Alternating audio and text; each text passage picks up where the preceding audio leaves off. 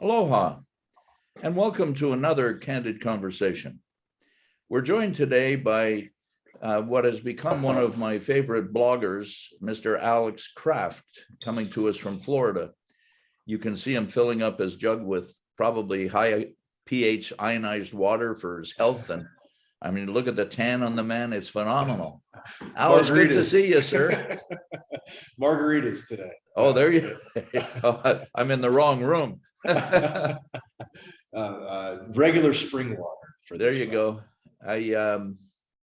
I've been noticing your blogs the last couple of issues, one on adaptability, the first one about a month ago or so, and the last one on friction.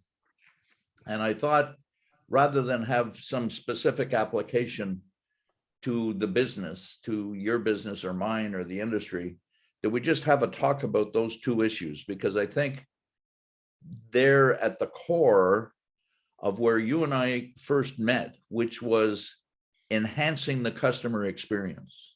Mm-hmm. So if we can and get that to be our starting point, and we'll just see where this goes. God knows where it'll go with the two of us, but sure. Let's start that way, and maybe you can give us a bit of an idea of what your thought process was in getting to adaptability and friction as the two subjects. Sure. I think I'm no different than anybody else. I think the way we see things and the way that we think are framed by our experiences. And I think for me personally, like the friction piece, being adaptable, and I didn't think about this at the time when I was going through it because it wasn't necessarily pleasant, but I think those two issues really came about to me because of who I used to work for. I worked for a Volvo heavy equipment deal. I laugh with some people all the time. Like if I had grown up in the cat dealer world, I probably wouldn't have noticed friction or had to been adaptable. And so, growing up in the Volvo dealer network, working for a Volvo dealer as long as I did, we weren't the first choice in the market. And so there's always two ways of looking at something. So there were plenty of days where we're sitting there and I'm looking at market share reports and Jacksonville's at X and South Florida is down here. Like, is there anything that we can ever do to move this needle? And the positive to that is that it forces you to think, and it forces you to try to adapt. It forces you to problem solve. And I mean, that's kind of where it led me down that path of thinking more critically, and then observing. Like, it doesn't have to always be within the same industry. Then my eyes are open to other industries. Like, I love reading about general business and other companies, and it starts to all click why certain companies make some of the decisions that they do. It's an interesting perspective. I think that's how I've introduced you in some of the social platforms that we shared your blog post. The perspective of enhancing the customer experience and not complaining about the fact that loyalty from a customer doesn't seem to be the same as it used to be, because you've heard me say I don't think we've done much to earn the customer's loyalty. But underlying all of that, in everything we do in life, in our jobs, in our homes, with our children, our spouses, partners, we have to be adaptable. They're not going to follow what we want to do all the time. It's not our rules. It's not our game. If you want to get along, you're going to have to adapt. Right. And then, I mean, otherwise you're just going to sit there and make excuses. And I mean, that's part of my life experience is an athletic background. And so athletics teaches you to work hard. It teaches you to practice. If you want to improve, you practice. Like, I've played, I don't remember really playing with many people who just complain. Like, if we were on a losing streak, you did something different. Otherwise, you would just expect to lose again. So, like, I think there's so many parallels to sports that to business as well. Yeah, I agree with you 100%. In the last couple of days, I've been watching Magic Johnson and Larry Bird as two individuals who became very good friends, but who competed with each other from university to the end of their professional career. Mm-hmm. And how they talked about, I just finished my 5 hours of practice. I'd just done my 1,000 shots, but I better do another hour because Magic's going to be doing the extra hour, and Magic saying the same thing in reverse.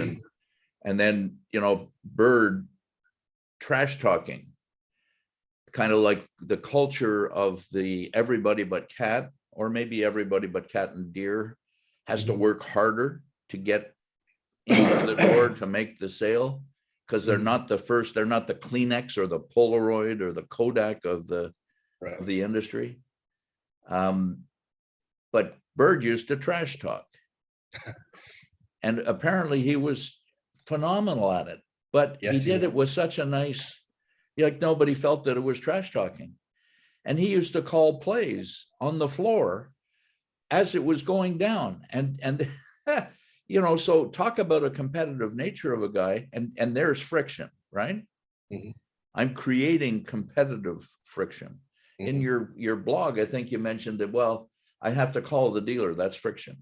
Mm-hmm. Because I can't satisfy everything. I was reviewing a digital dealer discussion that Metz Kramer and I had way back when.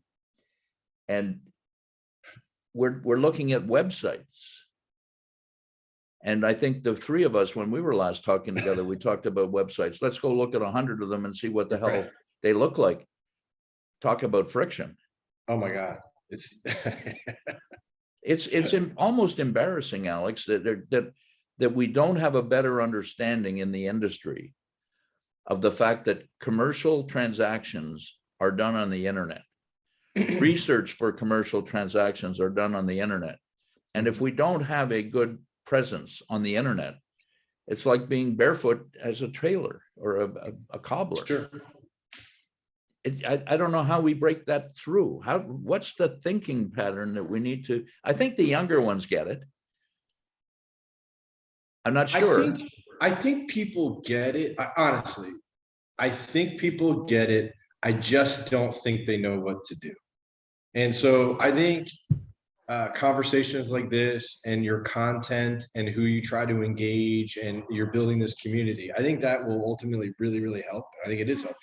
Like I do, honestly, I don't believe you're going to find a dealer out there who's successful who would say to you, oh, we don't think that a customer would ever buy a machine online. Now there might be one or two, but I think generally speaking, they believe it, they understand it, they just don't know what to do. And I think once again, back to my personal experience, like I was embarrassed of our dealer website. I was mortified. I didn't even ever want to go on there because of how bad it was. But I think our industry has been so insular. Like we've never really like gone out and recruited and thought differently, think of like trying to bring in different profile of a person into our industry so that, obviously there's no new ideas when it that. But the biggest stroke of luck that I had after when I was going to start start Heave was I knew someone in the technology sector who paired me with a designer. Yeah. And our paths would have never crossed. And there's this the designer community, the brilliant creative thinkers, like they're not lured. That's not an attractive proposition to work for a heavy equipment dealer and work a 9 to 5. These are like, I had to like our engineers and designers work, basically like 11 in the morning till probably 8 at night or whatever. It's like, I had to get used to like, hey, this is what they're used to. It's just, you just don't know that other world. And but those are the kind of people that I think you need to bring in order to develop those capabilities and really tap into the digital dealership part. Yeah, I call them thought leaders or disruptors. In the 80s, total quality management, continuous quality improvement, that movement had a lot of traction for a while. And then it went to 5S and not 5S, Six Sigma right away, and understanding failures along the line. When I was in school, it was called industrial engineering, but we've lost our way on change, improvement, which I'm trying to provoke or re-engage with in our newsletter with the different departments, and giving subject matter out there and saying, hey, folks, read this, talk about it. If there's something here that you think is good, okay, let's implement it. Let's do something. Management, leadership is about implementing things. Implementing things means something's going to be different. And if something's going to be different, we've got to have different people. We got to have different people that and how they think. It's weird. It is weird, but it's no different though. I think I think a good example is I keep reading about Ford Motor Company, the F-150, the electric pickup. That's all they're talking about now. They have all these vehicles in production, but they weren't a leader in that. They didn't pay. They were the last one in that water. Elon Musk built this unbelievably successful company. Tesla forged to the front, and then basically Ford is sitting back there like, oh my God, it's the most valuable car company in the world now. Hey, now we're gonna go full in to electric vehicles. Like, they didn't want to be on the forefront of it, but once they saw how everything was shifted and how somebody had basically forged that path, then all of a sudden they're all about it. And so I think that's I think that's kind of like our industry, is that so certain people are going to have to kind of push it forward, and then everybody's going to want to It's using Ford as an example is almost textbook, because Henry Ford was a radical innovator. He was out so far in front of everybody, it was scary. Right. Environmentally too. But that's not how people think about it. 4 generations later, they're super conservative. But hey, he built that company, to your point, by being the Elon Musk type individual of his day. It's almost like about every 20 years, you need to change the blood in the body. Yep, you have to regenerate the whole thing. Like Jack Welch in 1980, when he came in and was chairman, he changed the whole view of General Electric, changed where they went, changed their structure, changed their strategy, changed everything. And I'm just going to use 20-year increments. It was longer than that. But then here comes Jeffrey Immelt, and he was smarter, more experienced, probably a better personality, more empathetic as a man, a person. And yet he was not as strategically acute, and the company almost went away on his watch. That's right. It had nothing to do with skills.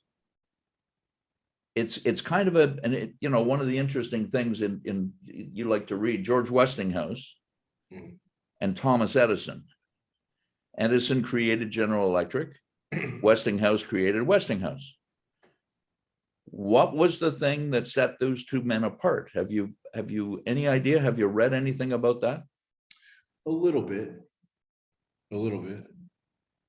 Any idea what it was that separated General Electric right off the get-go? I mean, they were in so many different businesses, number one. Yeah, it's not fair to ask that and put you on the spot. Thomas Edison created the first on the planet research and development department. So instead of relying on one man's intellect to put out patents, they had a team of people that were putting spitballs up on the wall to see what would go, and off they went. It's kind of like the story of 3M with the sticky note. That's not where they started. But you take the sticky note away and those guys aren't in business anymore. So again, both of those cases, it's friction and it's adaptability, isn't it? It is. All of those cases. I love the friction example, because it it's a practical one. I like thinking practically. Yeah, because if you're sitting in the seat at a dealership and you're fourth in the market, you're fifth in the market, third, whatever it is. So you're looking up, you're looking up at cat, you're looking up at deer, probably. Okay, well, what can we change? We can't change the machines. We don't make them. Right. So then you start looking at, okay, well then what can we change in order to beat out these guys?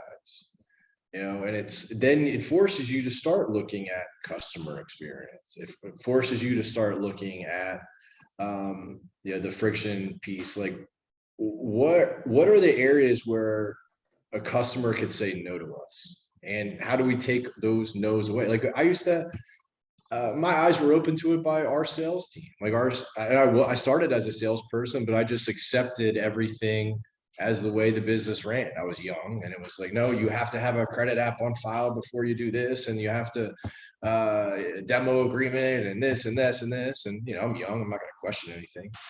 But then you get some seasoning, and it's like a common refrain from some of our salesmen was, it's just hard to do business with us. And it's a very simple statement. And then you start peeling it back. You're like analyzing, oh my God, sometimes it's a miracle that we sold a machine with everything that we asked, and all the sayings are the same. I do love about the industry. Yeah, you have the one wise ass salesman who'd be like, you ask for my customer's blood type in order to get a machine out there. I'm sure you've heard of all of them too. But you're like, well, why are we doing that? Once again, analyze.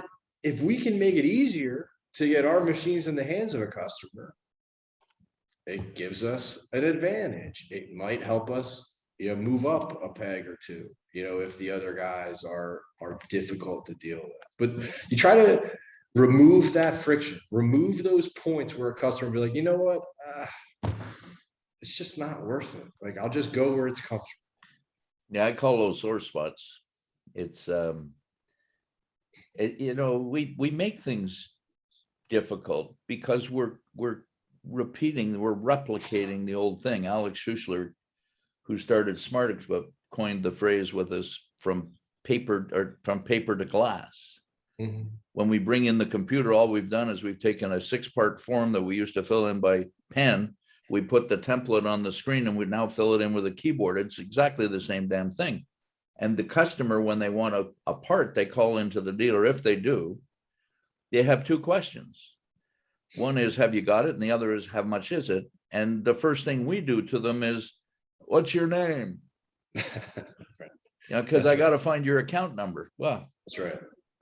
So friction. Do you have a serial number? Yeah. Friction is a really, that's why I was so taken by it. It's a wonderful expression. It's a wonderful term of making things different and difficult for the customer. Right. I don't give them enough information. You got to call me. That's friction. How do you ever expect? Do you want to improve your standing in the market? Do you want to sell and rent more, or do you just always want to? Are you okay with being 5th or 4th or 3rd, like whatever it is? Like, I think that's where you have to ask that. You have to answer that question first, because if you don't try any of these things, everything's just going to remain the same. And I just was never somebody who wanted to not be one or number one, or I always wanted to be striving for that. Well, that's your athletic background. Fundamentally, everybody's competitive. That's why we walk instead of roll around on the floor, I'll give you one of my, and this probably didn't make me a lot of friends, but I used to hate this. I used to hear it all the time from salesmen in this industry. Oh, I'm just so competitive. And then you'd watch them lose a deal the same way like 10 times in a row. And you're not competitive because you wouldn't. And what I mean by that is, like, they quote a deal. I lost it to Komatsu. What happened? Well, they offered 0 for 36. That's what Komatsu offers on every deal. So how can you sit there and lose 5 deals in a row at Komatsu and act surprised that, hey, it was financing that beat us? Like, Komatsu's niche in the market is they have 0% financing. Like if you know going in that customer owns Komatsu and they're going to be on the deal, you better have factored in financing into your price up front. Like you're not competitive.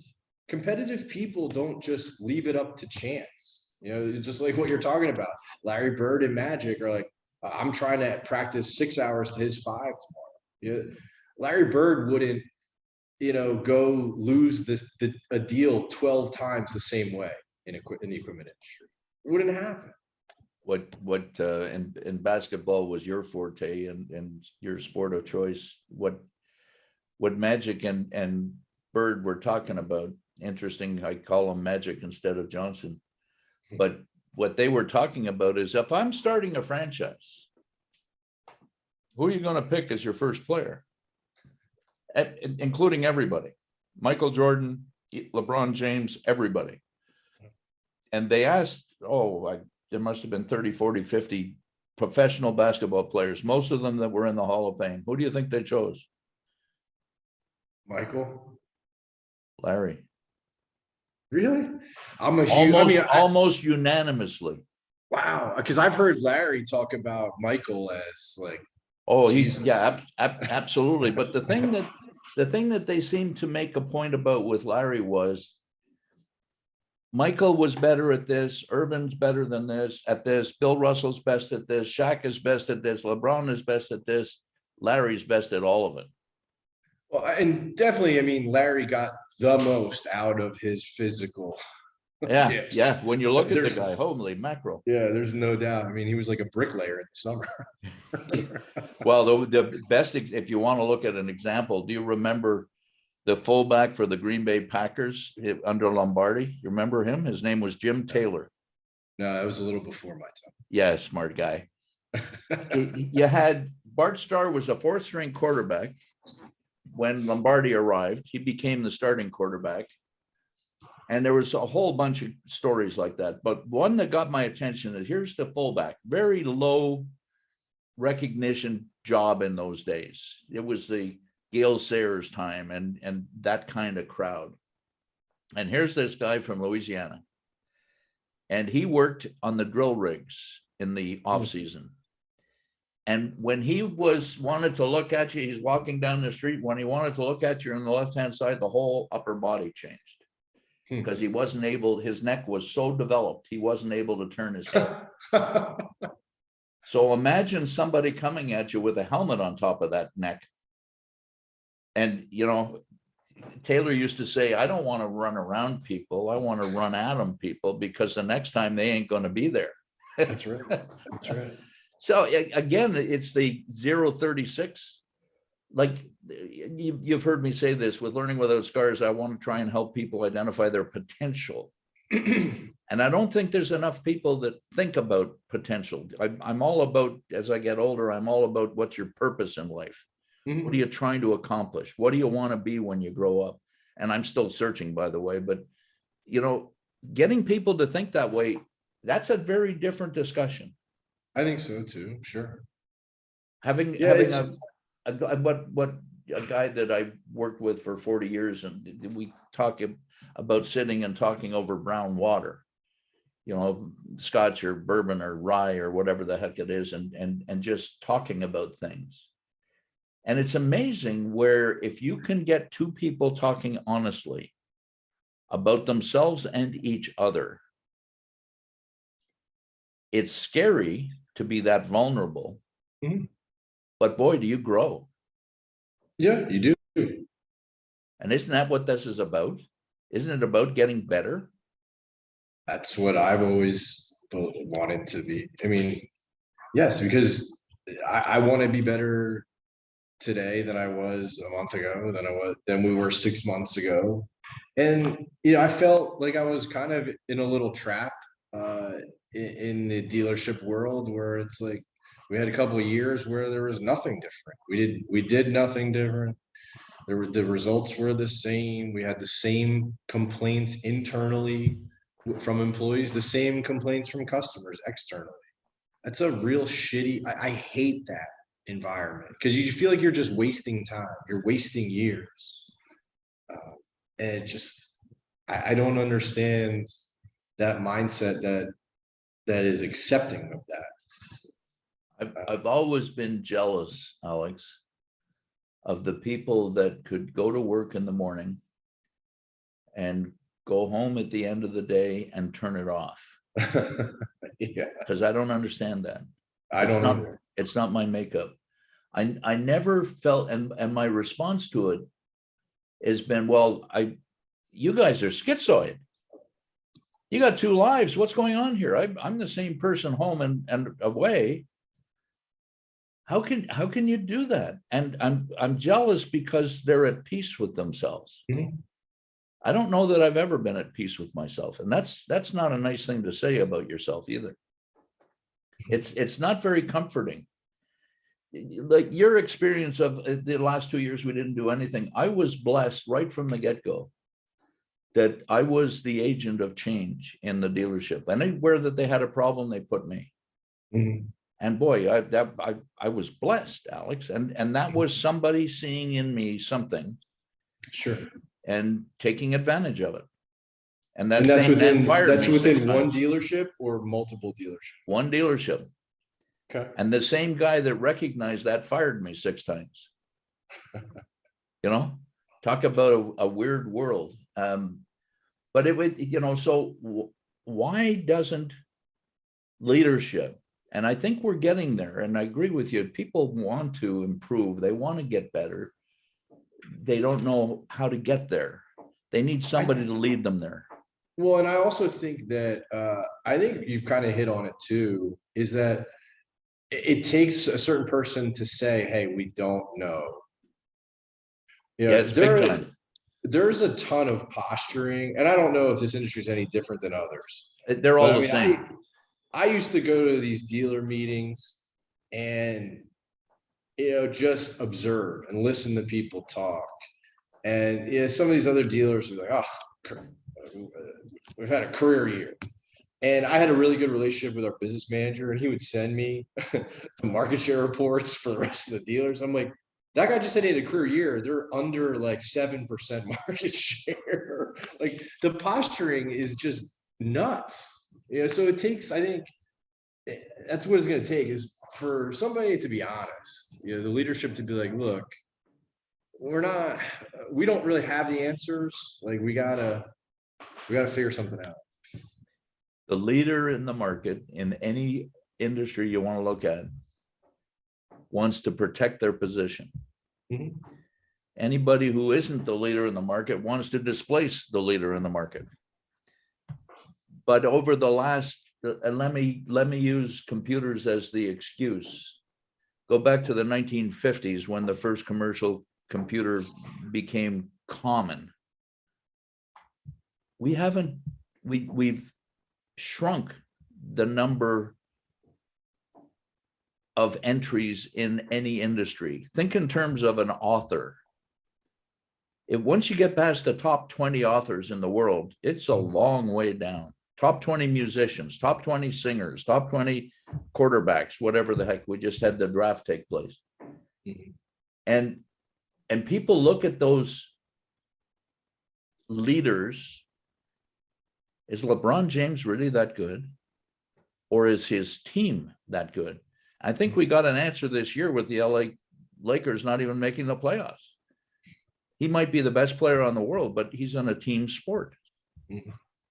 And that's not going to go. Tom Brady did a wonderful job with the Tampa Bay Buccaneers the first year there. He didn't do the same wonderful job the second year. Aaron Rodgers, I think, is one of the best quarterbacks that's ever played.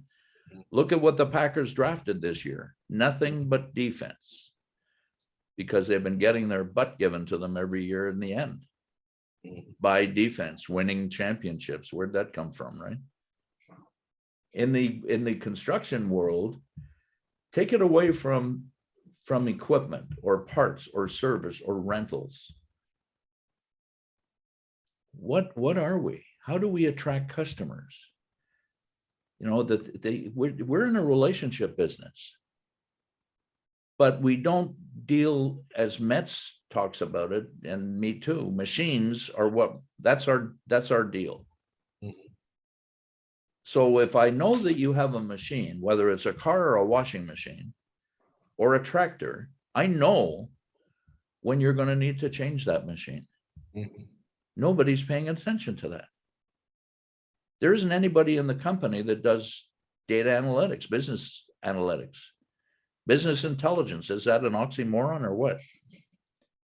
You know, it's so friction again. How do we get people to accept?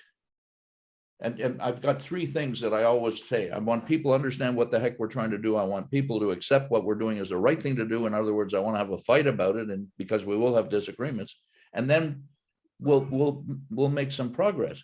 So how do we get people? Yeah, I know we have to have an internet presence. Yeah, I know that I want to get rid of friction. Mhm. How do we get that done? Who's the leader? Is it a matter of creating a new job function? Hiring different people?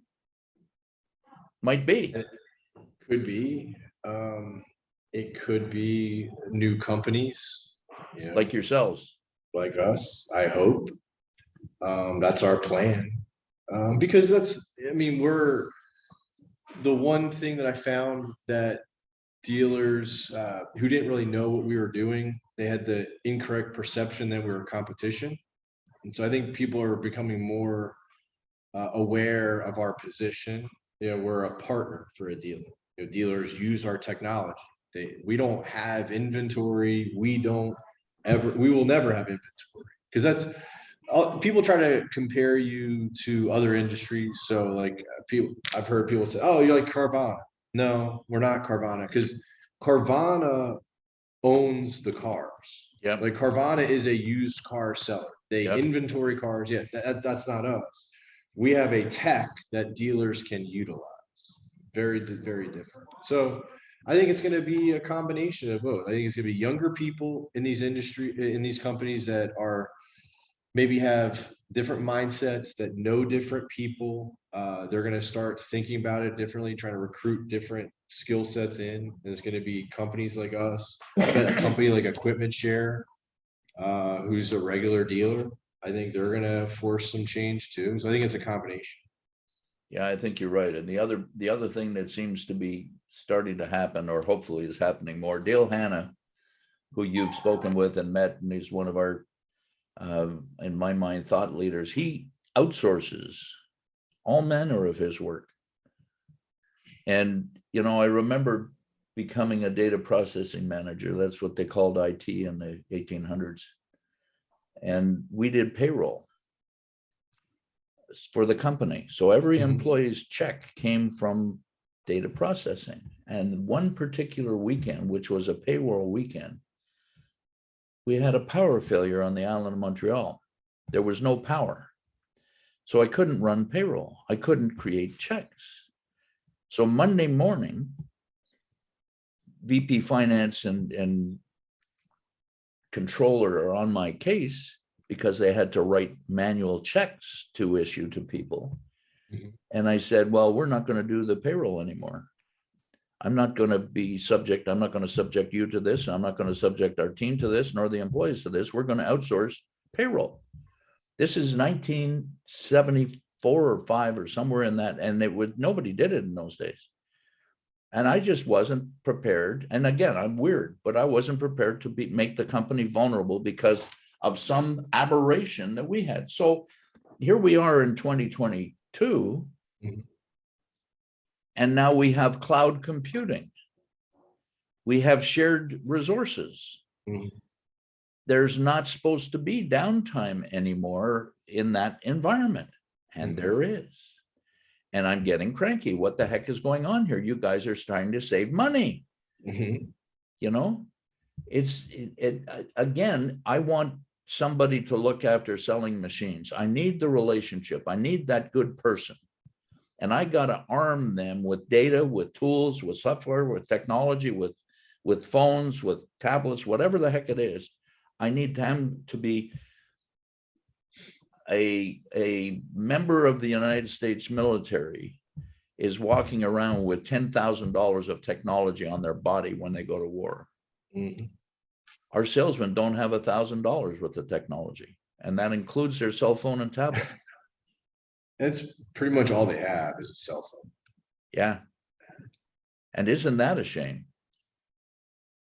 It is. So, you know, George's machine just hit 15,000 hours. Ding, ding, ding, ding, ding, ding. Should be flashing across my screen. Everybody who's in that territory should know that right now. They don't. Mhm. That's friction. It is. And I think one of the reasons why there hasn't been a lot of innovation is that it's the nature of the OEM dealer, the network, these protected territories. The dealerships really haven't had, if I'm the only Volvo dealer in the entire state of Florida, you know, there's not really a lot of incentive to push and to get better and to improve, because now anybody who's in the state of Florida, if they want a Volvo, they come to me. And I think that is partially what drives some of it. I think those walls are coming down a little bit. Yeah, I agree. I agree. And Carvana is a good example. And I also agree with you. I don't think that you're a competitor to anybody. You have no skin in the game. You don't own an asset, nor is No. it your intent ever to own an asset. Neither was my intent to run a payroll check. You know, other people can do that. That's their expertise. That's right. I'm trying to put together packages for OEMs on learning. And recently I had a manufacturer say, well, we're having people create classes and put it up on our LMS, or association saying the same thing to me. And I said to them, okay, so you want to take my copywritten intellectual property and have me forego any control of it and give it to you, and I to trust you as to how that works. And they said yes. And I said, you know, maybe what I should do is I should start outsourcing engineers to make a machine. My business is education, but maybe I'd have some success in selling machines. You guys, what, you know, there's Bob Lane, when he became chairman of John Deere, and he was a regional rep in Denver when I was running EBS in Denver. And that's when they bought Applied Data Systems, which became John Deere Information Systems. And I had dinner with Bob and said, hey, Bob, what do you want to do? You want to be in the equipment business or the software business? He said, that's above my pay grade. Well, he became chairman. I let him have 2 or 3 months, and I called him and said, okay, tell me what you're going to do now. And it's a standard story that I talk about all the time. Salesforce, whether it's the best or not, is the most common add-on, bolt-on sales management, customer relationship management tool that we have. Yep. No basics, SAP, Oracle, JD Edwards, Infor, none of those folks did anything about it. They wait for, just like your Ford example, they wait for Tesla, they wait for Elon Musk. You know, isn't it interesting? Musk has a company called the Boring Company. Why do we have our highways above ground?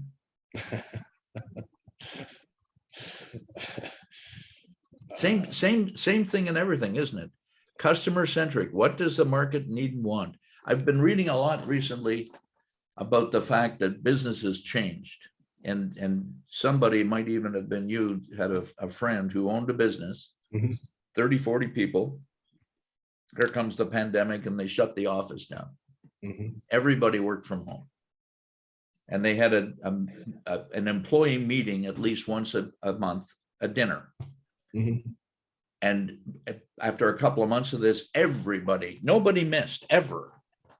And the culture of the company and the camaraderie of the company. So the pandemic's over, and the owner goes back to the employees and says, do you want to come back to the office? And they said, no. He's selling the business. He's selling the buildings. It's a lot cheaper to have a meal once a quarter or once a month or once every 2 weeks than to pay the heat, light, insurance, taxes, et cetera, of the building. And then on the other side of the equation, there's a lot of technicians have to go back to a shop or to a truck.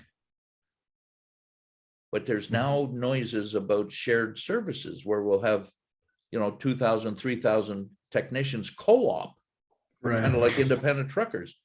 Change is all around us, Alex. It is. And I don't know how much people in this industry look to other businesses. Like it's kind of a little frustrating to me how cliche it's become to like look at Amazon and like, but if like you really look at the core, like it is fascinating. It's unbelievable how much they've changed commerce. Like talk about friction. Like you literally, like I don't even sign in. I don't even sign in on my phone or on if I'm on like my browser, and it's just like click here, done, purchase. Like these other items or things you've purchased before, click.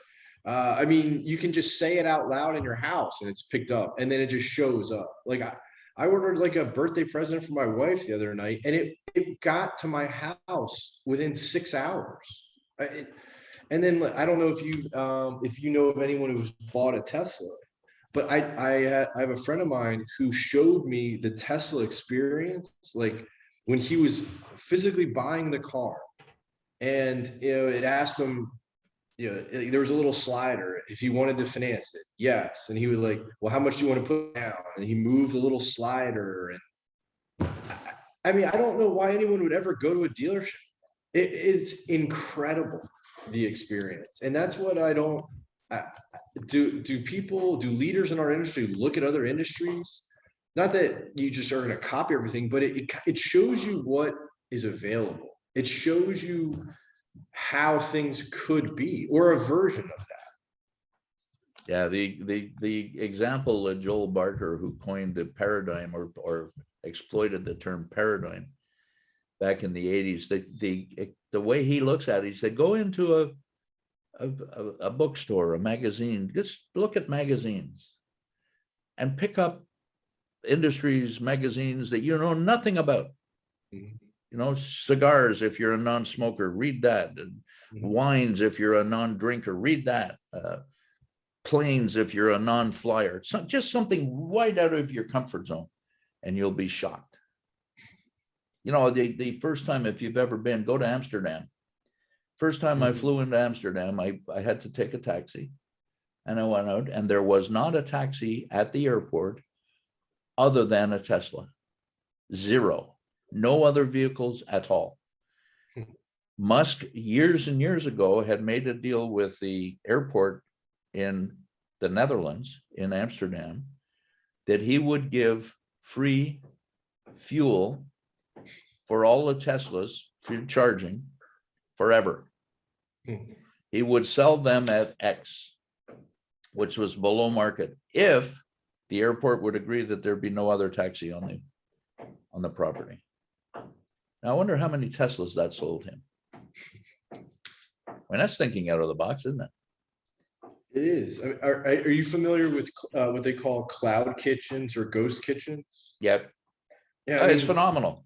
It is. Like, why couldn't there be like a cloud kitchen type thing in the equipment industry? Like, when I say that, I mean, what is the biggest expense for a dealership? It's brick and mortar. It's a physical location. And, are there really large gaps in coverage in certain hard to get to areas? Probably. Why couldn't there be a yard that had pooled inventory of multiple brands that you could easily rent from or sell to, like a cloud kitchen type facility?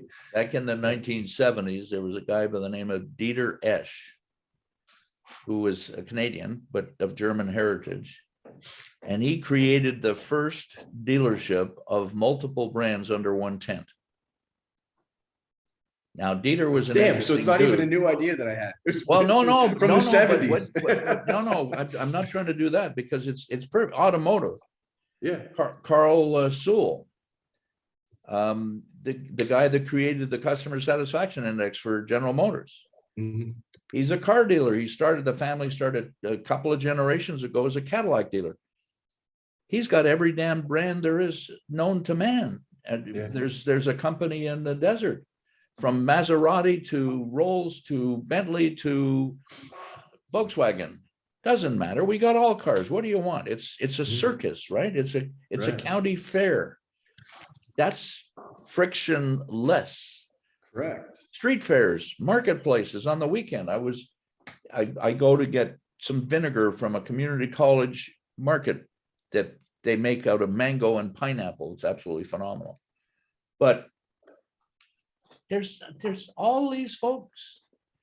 It's the old days. Snake oil salesman at every corner. That's the Volvo salesman. Here we go. All kinds of fun stuff. Mhm. But everybody's in the same place at the same time in the same market, competing with each other, trying to attract the market to them. We don't do that anymore. No, everything stay the same. So we all can just keep our jobs, get paid every 2 weeks. Everything, With that, nothing. with that really upbeat assessment at the end, I think that's where we should stop, because what I'd like to do is leave you some room. I don't know what the third chapter of adaptability and friction is going to be, but there has to be a third now. This is a very different discussion than we've had. It's not focused on any one thing other than ideologies and philosophies and customer service and focusing on the customer experience. Mhm. We've lost sight of that, I think. Yeah, I think we've taken it for granted a little bit. And for that and your time today, thank you, Alex. I appreciate it. No And worries. everybody out there listening, thank you for listening to another Candid Conversation. And I look forward to having you with us at the next one. Mahalo.